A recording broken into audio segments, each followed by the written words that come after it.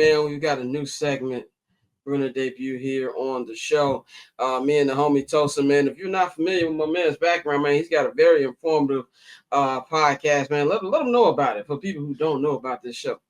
Yeah, so this pink jersey right here, Shirtless Plantain Show, we are three Nigerians and a couple of our co-hosts who we bring up from time to time. We talk about soccer in the most ridiculous ways. We watch everything, literally every European league, we watch it, Champions League, Europa League, German League. It doesn't matter, whatever. We're watching something about soccer. We decide every time Arsenal plays, there's an Arsenal edition, Man United plays, I'll do a thing on TikTok and Instagram. Then we do a weekend review. That's everything we saw. So we just try to infuse our own knowledge about the sport with just our insane ways of looking at the sport. That's really all we do. So we actually have a new episode that came out today that talked about everything that happened this weekend. So that's live on YouTube if you look up Shirtless Plantain Show. Look up Shirtless Plantain. I've been watching the Arsenal pods, as you can see on my hat right here. I'm still the Gooner is just kind of weird. I'm not gonna lie. Like the internet ruined that name for fans. Because somebody tweeted me, was like, "Oh, you a fellow Gooner?" I got to feel like, nigga, what? Like, and then I had to like look it up. I was like, "Oh, that's what you mean." I was like, "Yeah, I guess." But in this segment, man, I want to do the segment because this sport is like my new obsession. Like, I have watched so much over the last month that I think in a year from now might be my second favorite sport after the NFL. Obviously, NFL is a religion. Like, the NFL is just another level. But what I love about the sport in the month that I've watched, first of all, the atmospheres are insane. Like, even for niggas who about to get relegated, like that Wolves game and Tottenham, and I have learned to hate Tottenham. People explain the beef to me. I remember actually when the Bears went to go play at Tottenham, and shout out our super producer Nikhil. Nikhil was like, "Oh, I could never actually step in that stadium." Now that I know the beef, I understand now.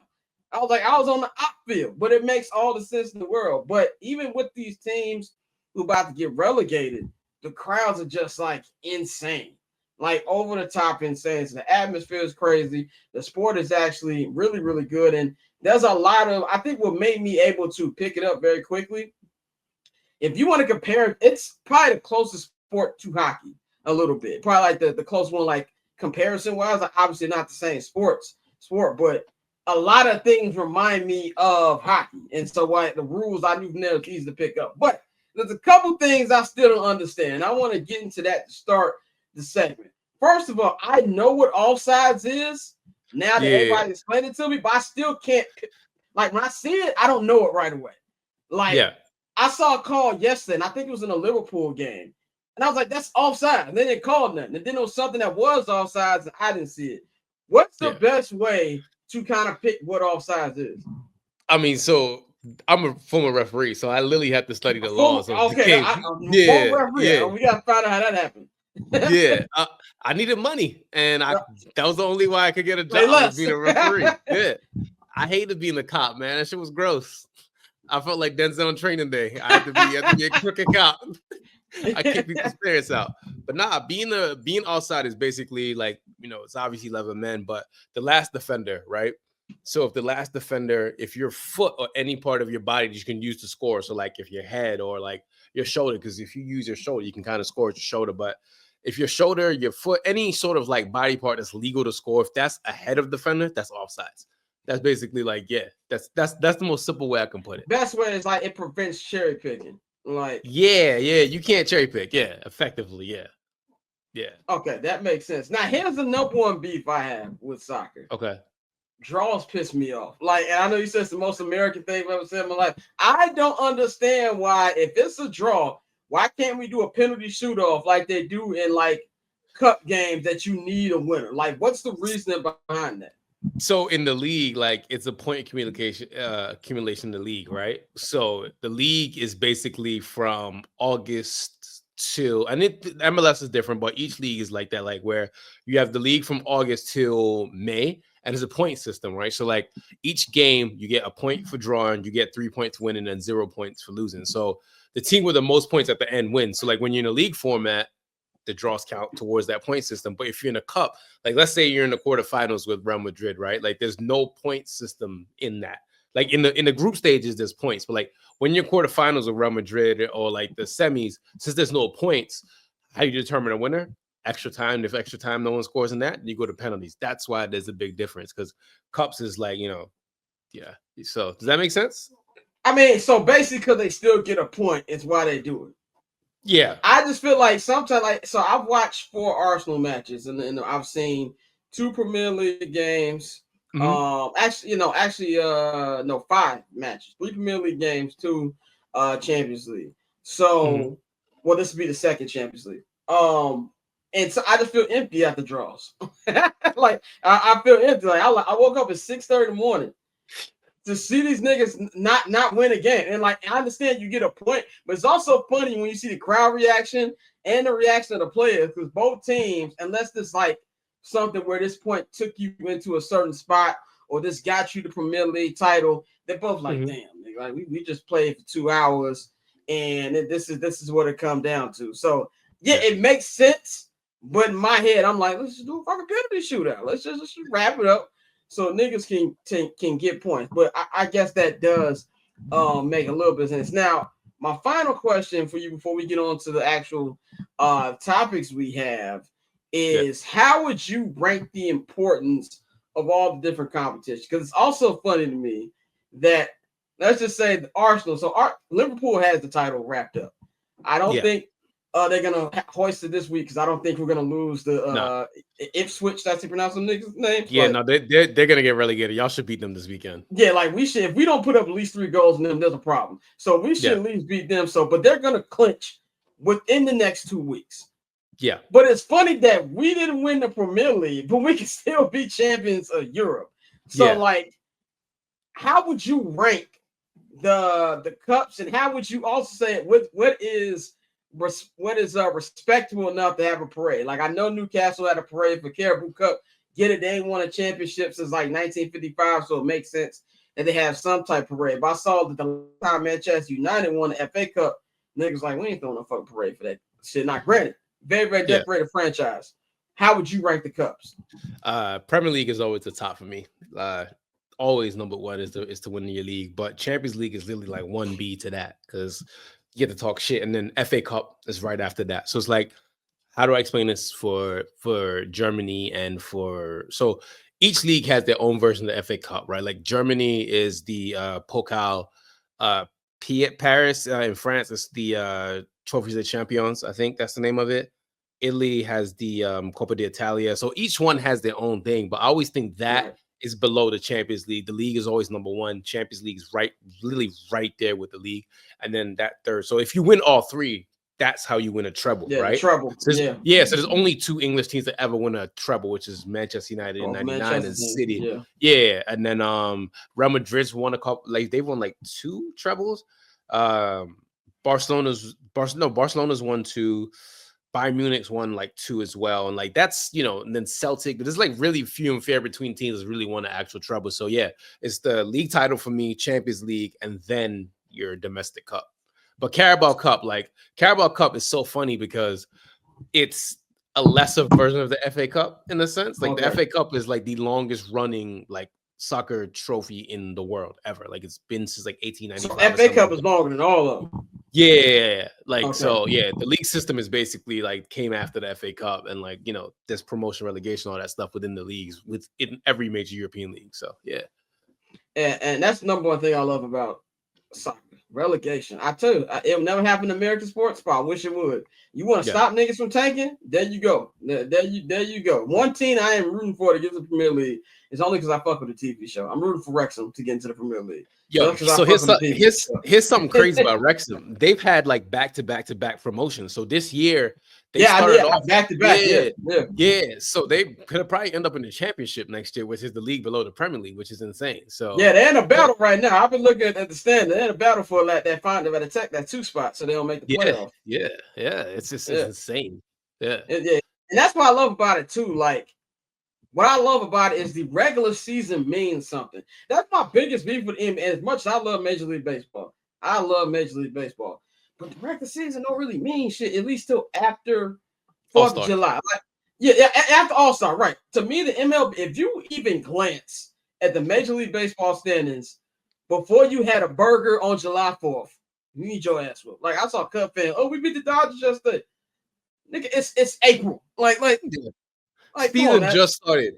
Yeah, Mookie Betts is probably out last night. Like the niggas is not paying attention to what's going on. Like even though it's like the same length as the NBA season, but it's just so much more attention to detail, and that's what I love about it, man. So let's get into the second leg of the Champions League, which kicks off tomorrow, and then there's some on Wednesday as well. So we're gonna go with the games on Tuesday. So you got Dortmund taking on Barcelona. Barcelona won last week, blew them out 4-0. And then Aston Villa will be back at the crib taking on PSG. PSG won 3-1 last week as well. Two things I took from last week is, first of all, Barcelona got some young nigga. I don't know how to pronounce his name yet, but Lamine Yamal.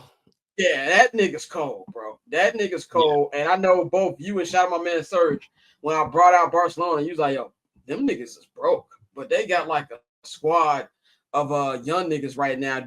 From these two games, and I do believe that PSG is going to win this game. But I do believe Aston Villa got a little bit more of a chance playing at their stadium more than I give Dortmund at all. What do you think about tomorrow's games? I think they're wrapped up. I think PSG getting that third goal really wrapped it up. I just don't see Aston Villa being, because they have to go gung-ho, right? They have to go get at least 3 goals to qualify, right? And the worst thing you could do to PSG is try to attack them, because now they're going to sit back and just count your ass. And they got enough fast players. I mean, you can look him up right now. Bradley Barcola looks just like Babyface Ray. Literally looks just like Babyface Ray. Yo, did you notice that Mo Salah looks like Kobe White?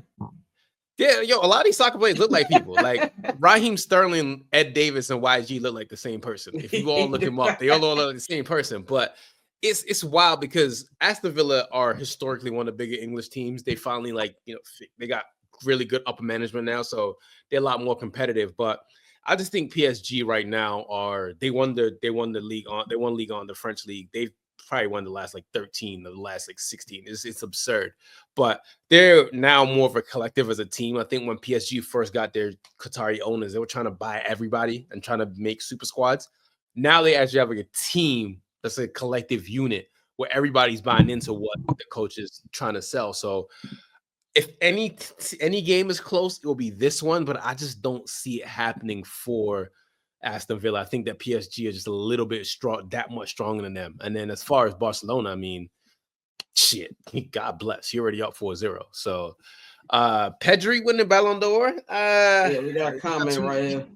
Gustavo, you got a little bit too much dip on your chip, man. We're not giving that to Pedri this year, man. I think Pedri's one of the best players in the world. I 100% think he's one of the best midfielders in the world. But I think if anybody wins Ballon d'Or from Barcelona, it'll be Rafinha, actually. So, yeah. So that's basically, is that like the MVP award? Ballon d'Or is basically the best player in the world. Okay. Yeah, okay. Literally. So, not just Europe, the whole entire globe. Yeah. So that was the award that was dominated by Messi and Ronaldo for 15 years. They were going back. They were going back and forth like they were a cipher. That's what I was telling about David Beckham when I texted you that in '99, Beckham was the second best player in the world. He should have won it, but that's neither here nor there. But yeah. Shout out my boy Bex. Now let's go to Wednesday, a game that I have cleared out my schedule for. So all my work will be done at 2 p.m. Arsenal and Real Madrid playing for the right to advance to the semifinals. Now, this competition has pretty much been dominated by them. They're trying to go for the 16th Euro Cup here. I actually watched it. One thing I didn't know, there's a lot of soccer documentaries out. So I watched one on Real Madrid winning the 14th one, and they were talking about how Vinny Jr., how he really stepped into the spotlight that year after starting so rough Real Madrid. Now, I have been told about the Real Madrid devil magic that happens at their home stadium. I personally have not seen it, but I have heard that it makes Mahomes' devil magic look like play. So even though I feel pretty good about a 3-0 lead, as a lifetime Chicago sports fan, I'm expecting anything, because in the history of my teams that didn't have Michael Jeffrey Jordan on them, clinching never really goes right. What do you think about this particular game? Because there's a lot of different ways. You know, Arteta loves to play defense and just hold niggas to not scoring. I don't necessarily feel like you can do that in this game. You're going to open up the door for them. But at the same time, Real Madrid defensively just ain't shit. Why do you see this game playing out? So it's been 700 plus days since anyone scored more than 3 goals on Arsenal. I think Arsenal, for me, are a top 5. And this is somebody who professionally hates Arsenal. People who are listening right now don't know. I've told Scott this in our text messages, but I, as a kid, right? I am 7, 8, 9 years, 10 years old in London, right? I am legitimately fighting against Arsenal. Like, I'm talking about during recess, before school, after school. We're literally throwing hands as kids. So I hate Arsenal from my soul. But as somebody who can be objective about the sport, who generally loves the sport, I think right now there's not too many teams better defensively than Arsenal. I think when you have someone like Jurgen Timber on the right side, and you have, you know, who I think was one of the best young center backs in the world, William Saliba, and then Kyrgios, who's stepping up for Gabriel's out, who I think is one of the best center backs too. Gabriel and Saliba, probably the best 2 combinations together as center backs. Then you have Miles Lewis-Skelly. Then it helps, and you have like your midfield where Declan Rice is a grown man. Bukayo Saka is going to lead your attack. So I think Arsenal have enough in about them defensively to not concede 3 goals against Real Madrid. I think the only thing is you have to be mentally locked in, because Madrid they're coming. They want to come for blood. They have all this lore, but I just think that Madrid, like, they have a really, really nice like upper body, but they skip leg day, and Arsenal are going to kick the shit out of them. So I think a lot of Arsenal fans, I'm friends with a lot of Arsenal fans, they're very concerned. And I'm just like, I don't know how I'm this calm for your own team, but then again, it's because you don't support the team. So I think objectively, I don't see Real Madrid scoring on Arsenal like that. It's going to be tough, but I think Arsenal going to be fine. I really think they're going to be fine. You know, remember when Van Jones said, he became the president of the United States today? That's how I felt in the last game, in the Champions League game. I was reacting like I've been rooting for this team for 30 years. I was like, this is the day he became an Arsenal fan. I feel from just in the short time that I've been watching both teams, I remember when I first said, "Oh yeah, Real Madrid, they like the 2017 World something." You was like, "Not really. Like, them niggas just get away with a lot of shit." And the more I watch it, they really do. Now, I think that yes, they're in a good spot to the point that even if you get a goal or two, like, they gotta really like play catch up. Like you just said, nobody has scored more than 3+ goals in them in a long time. I like their chances, but not even as an Arsenal fan, because I ain't been an Arsenal fan long enough for me to have these concerns. As a Chicago sports fan, in any team that I root for, I'm nervous just off of that. But I do like their chances, and I do think they're gonna win. I do think that eventually Real Madrid, you are the team that you are, and I think even with this in the La Liga race, we see in Barcelona, they're pretty much, even though the point said that Real Madrid is in it, they're not really in it. And Mbappe, that's a question I asked for you. What do you think about that kick? That when I first saw it yesterday when I was watching the match, I was like, it don't look that bad. Then I saw the replay. I was like, nah, that nigga did that on purpose. It always looks bad in slow motion, but I've never seen Mbappe do some shit like that in my life. I'm just like, damn. But no, I wouldn't count Mbappe out in a big game, but I just also feel like, bro, it's Arsenal defensively. And I'm about to get real nerdy real quick because a lot of people don't understand how long I've been watching soccer. So Mikel Arteta played under 2 Scottish managers, Alex McLeish at Rangers, David Moyes at Everton. This man is a mid-table legend for Everton, where this guy played with teams who basically knew how to sit back defensively. Mikel Arteta, for all he likes to attack, he's also a defensive bastard, right? He loves defense. Like, that's his thing. When he was playing, he was a really good defensive midfielder. So that's the one thing about Mikel Arteta's teams. They're set up really well defensively. So as good as Mbappe is, I'm just also just like, this is a man who loves defending. Like, that gets him turned on, right? Set pieces and defending turns Mikel Arteta on. So I'm just like, I do love Mbappe. I think Mbappe is going to go down as one of the greatest players ever played the game. But you're also talking about a manager who loves dark arts and loves sitting back. So, you know, I'm really excited for this because the hater in me is going to laugh either way. I'm going to laugh at Madrid, I'm going to laugh at Arsenal. Either way, I win. Okay, so that's it for me. It'd be a good hate watch for you. Absolutely. I'm sitting there with popcorn. I'm going to have a great time. Yeah, I'm going to be stressed out on it. And then you got Eduardo Camavinga. That's pronounced last name. I don't think he's playing. Yeah. He's out. Yeah, he's got a red card. Yeah, Two red. Yeah, he got a red card. He's out. Mm-hmm. Inter Milan and Bayern Munich. How you got this one going? You got this. That was a close one last week. It was. Inter won 2-1. Very, very good game. How you got this one playing out? So again, I'm about to get super nerdy about this. So I've been watching a lot of Inter Milan because my previous job, I was, watching a lot of Serie A because that was part of my job, was to watch Serie A and like create content about that. Simone Inzaghi's team is one of the most underrated teams in the world. They have actually some of the best players in their individual positions in the world. Nico Barella is one of the best midfielders in the world. You watch Nico Barella, you understand what a center midfielder is supposed to do. He does it all. He's an amazing, talented player. You have DeMarco, who didn't play last week, as their left wing back. He's stupendously great at left back, the best left wing back in the world. They play the same system Man United plays, a 3-back system, but the way that they play it is because they have each player that is really, really good for those individual roles. And Bastoni is a center back, who I think is top 5 center back in the world. So they have really good players. Lautaro Martinez, for me, is a top 5 striker in the world last year, but he's, messing up a little bit, but Lautaro Martinez is very good. Simone Inzaghi, to me, is one of the greatest managers in football and one of the most underrated managers at the same time. He has this team tuned up very well defensively. And you're going to San Siro, which is one of the great soccer cathedrals. It's an amazing stadium. And that pressure, given the fact that Bayern Munich right now has a lot of injuries, Vincent Kompany's probably going to get fired at the end of the season. Jamal Musiala's out, one of the best young players in the world as well. And they got to rely on Michael Olise, who I think is phenomenal. I love Michael Olise, but it's just, I'm looking at Bayern Munich and I'm just like, who else is going to step up besides Olise and Harry Kane? Like, who else is going to be there? Against Dortmund this weekend, they look very shaky. Dortmund is one of their bigger rivals in Germany. But again, if you're giving up 2 goals to Dortmund, my brother in Christ, right?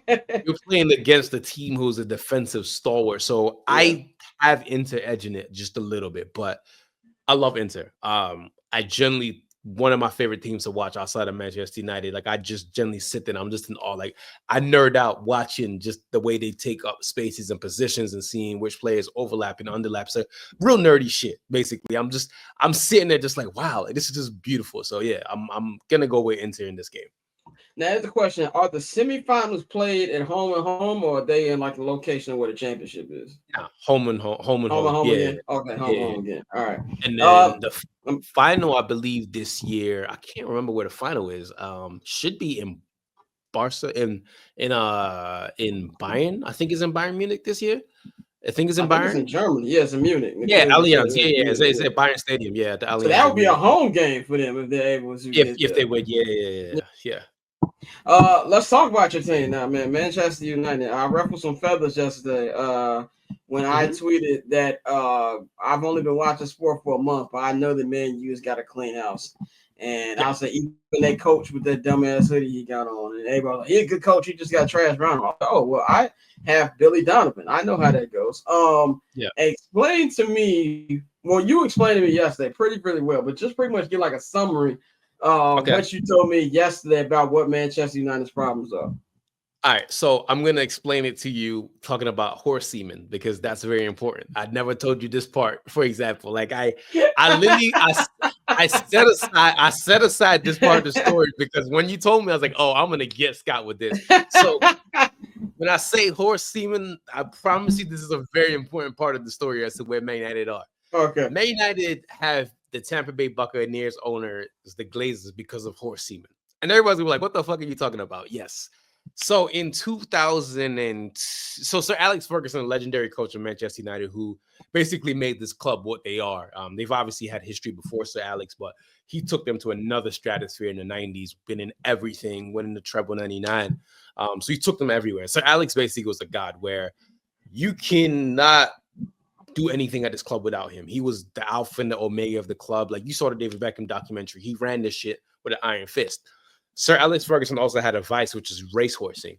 And the owners at the time, the McManuses, Irish family, they and Sir Alex Ferguson had a horse together called the Rock of Gibraltar. If I ever find that horse is remains, I'm going to stomp that horse out. But that's neither here nor there. Sir Alex Ferguson got into a debate over the horse, over the winnings and the rights. And our captain at the time, Roy Keane, told him, hey, leave this shit alone. Sir Alex, being the man that he is, very stubborn, very prideful, got into it with the Manises, some court cases. Like Manis says, all right, boom, here's your cut of the check. Here's what we're gonna do. Fuck you. We're gonna sell you. We're gonna sell our share of the club to the Glazer family. Now, what the Glazer family does is they do a leverage buyout. Manchester United at this point has zero debt, right? No financial issues. One of the most progressive stadiums in England. Like, there's a beautiful stadium, Old Trafford. You know, everything is smooth, right?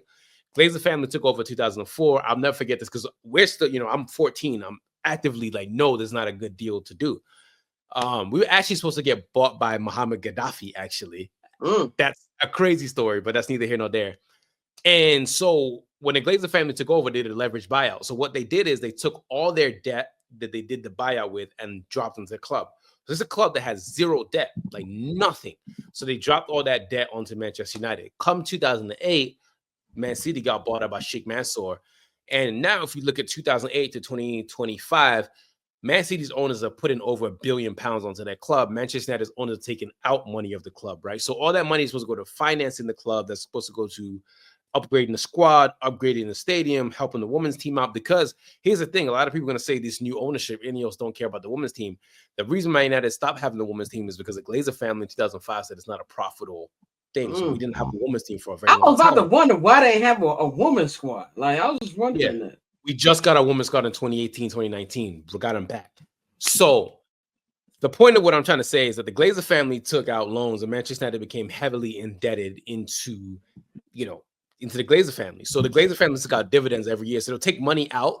So instead of putting money into the club, they'll take money and put it in their pockets. So when we saw Cristiano Ronaldo in 2009 for 80-something million, which is the world record at the time, instead of us going to get really good players, so we were still the top dogs at the time, we ended up getting Michael Owen the free, who basically was one of the best English young talents, but his body was ravaged by injuries at that time. It was so bad that Owen joined Man United on a pay to play. He only got paid when he was playing because his body was that messed up.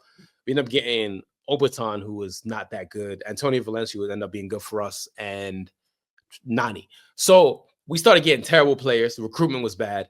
And now you're starting to see all those ills like combine into now, right? So we ended up getting, when Sir Alex left, we lost our scouting. We lost everything. We lost our soul when Sir Alex came.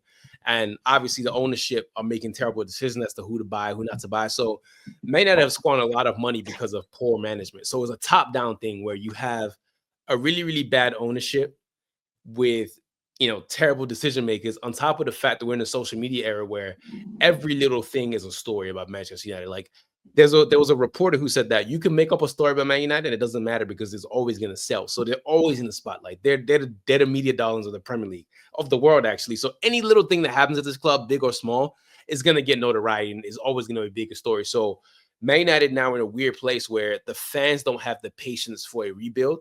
The fans don't have a patience to understand, like, yo, this squad is terrible. It's an absolutely is a bad DBL. That's what the squad has right now. It's a terrible VBL.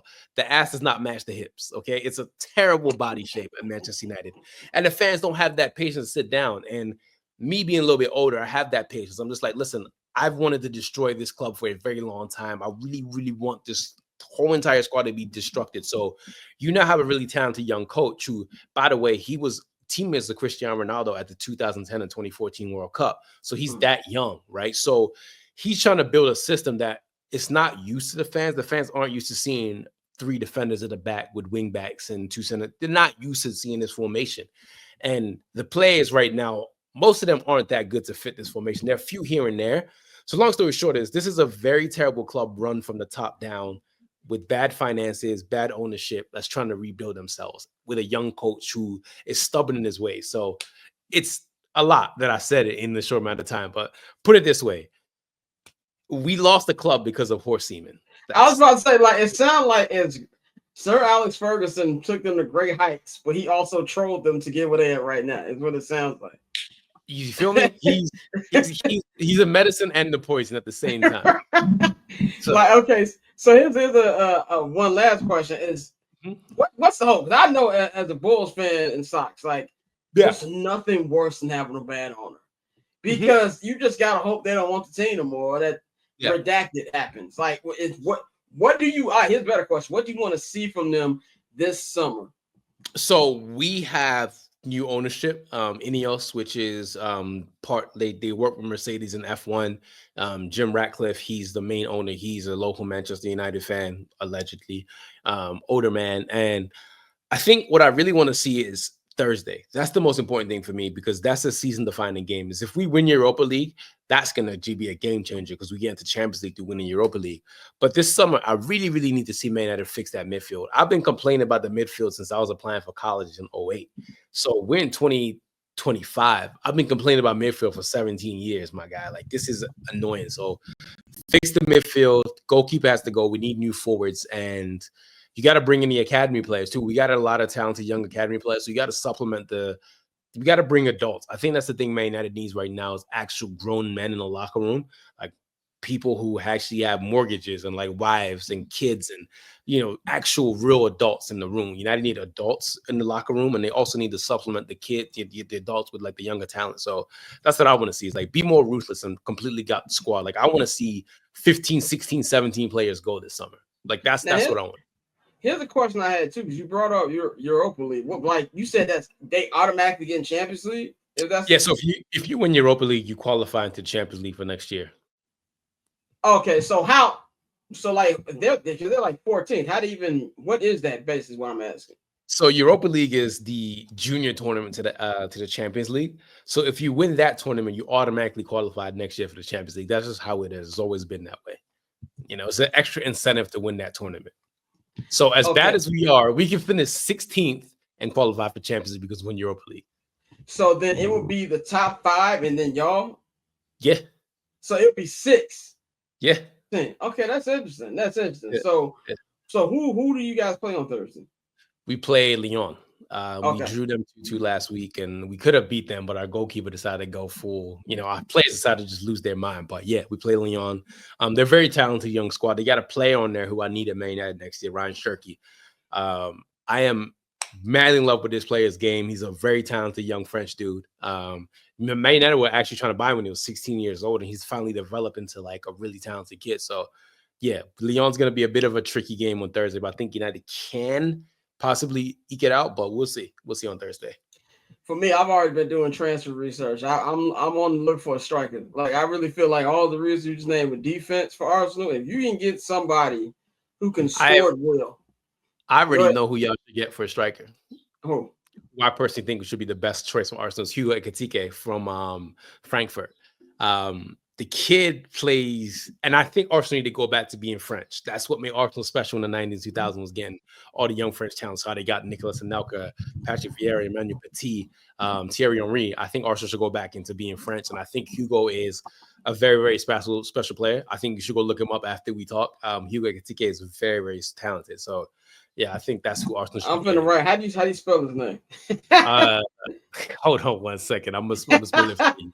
I'm gonna type it up. I'm gonna type it up in the chat. I'm gonna send it to you. But text it to me. Yeah. I'm definitely gonna get in the lab. But final topic of the show, and for this segment that we're gonna be doing every week. Go ahead, man. The race for the 4th and the 5th Champions League spot.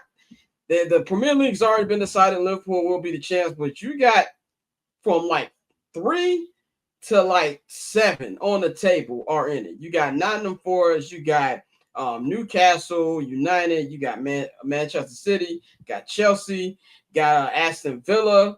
Those be the teams right here. Now, Chelsea need their ass for that game over the weekend. Like, I don't know what the hell that was this weekend. How do you see these final? Because even though Arsenal looked like they didn't care this past weekend, I don't see any world where we drop from out of number 2. How do you see 3 through 5, hammering out for the end of the season?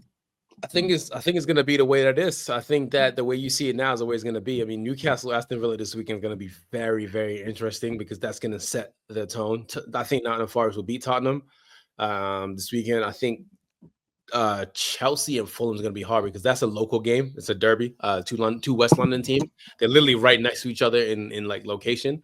And then Aston Villa plays Man City next week. So yeah, I mean, it's going to be one of those things where I couldn't call it. I mean, I generally can't call it, but I think it's going to stay the same for the most part. I just don't see Chelsea being that good enough to like climb up. I think that they got a lot of issues that they need to fix in-house. They play us, so maybe we can play spoil and be dickheads and like, you know, ruin everything. We play Aston Villa too. So I'm very interested to see like what happens. But if I stick my neck out, I think I'm gonna stay the same for the most part. I think City, Newcastle, and Nottingham Forest are all gonna like end up rounding it out and qualifying for Champions League next year. Definitely, that's gonna be interesting to watch over these next couple of weeks too. And then so we got last thing. I know we got the FIFA World Club Cup, which I was asking you like to explain that. My nigga Serv was like he never watched it before. He said a lot of people didn't really like respect the tournament, but there's a new format this year. Like, what can people expect from this? Do you think this is gonna be something that people are gonna start respecting more? I guess. Nah, ain't nobody watch it. Ain't nobody respect it. I mean, I think is I'm gonna watch it obviously because if there's football and I'm watching football, so you watching, yeah. Anything that's football, I don't care. I'm watching. So for me, I don't really care. But I think the Club World Cup used to be fun because it was a smaller tournament in December where only a select amount of teams. Now you got the whole entire world. I think that there's way too many games on now because again, you got Champions League final May 31st. You got Europa League the week before. Nigeria has a tournament with Ghana, Trinidad, Jamaica, which is a little friendly tournament. Then you have qualifiers all in June. You have Club World Cup. You have Gold Cup in July. And it's just like, yo, where is the break? We're seeing way too many games, way too many players. But again, I'm somebody who like, I'm talking all this mess, but I'm still going to watch it nonetheless. That's how I feel about 18 games in the NFL. Like, I'm not the nigga playing. It's bad for the players. Like you're like Joshua Xerxes pull up with a hamstring. We're starting to see more and more injuries. But we're at the same time just like, I know it sucks. I know it's terrible, but let me see some more football. It's terrible. I know I shouldn't be saying that, but hey man, it is what it is at the end of the day. I 100% understand. Like, I want player safety, but I also want my own entertainment. That's what I'm at with it. But this was the first edition of Soccer for Dummies. We're gonna do this once a week. So look forward to this. I know a lot of people say, "Oh, y'all should do more football content now that you're getting more into sports." So ask and you shall receive. Catch, I'm Not Gonna Hold You, hosted by Scott Lewis every Monday and Friday at 5 p.m. Eastern, 2 p.m. Pacific, only on HNB Media and the Barber's Chair Network.